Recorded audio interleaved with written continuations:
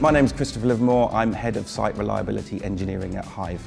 Right from the beginning, Hive was separate from British Gas and Centrica. We were formed as a very small, lean startup type entity. And I think that was very important to allow us to innovate and change.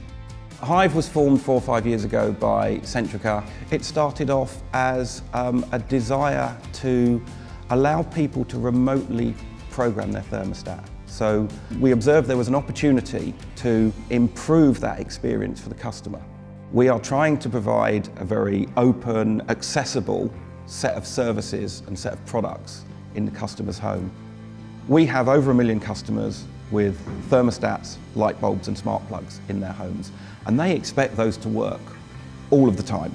We have to have absolute certainty that our products are doing what they say they're doing. And what we discovered with traditional monitoring systems is you come up with a set of criteria for what you want your product to do. You write a set of tests to test those criteria, and then you feed that into your monitoring system. The challenge we had is we couldn't keep up writing the tests.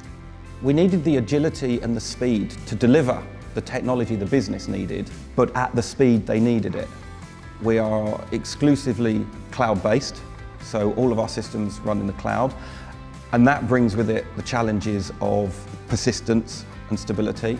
So we use Wavefront to help us visualize that and to help us make sure we're scaled up and scaled down. Wavefront gave us graphs and gave us dashboards and put some tangibility around all of these concepts we've been talking about. I think as a customer of Hive or any technology product, you have some expectations of that technology provider. They're around security and reliability. And what Wavefront has allowed us to do is focus on measuring and delivering reliability, security, efficiency, without having to worry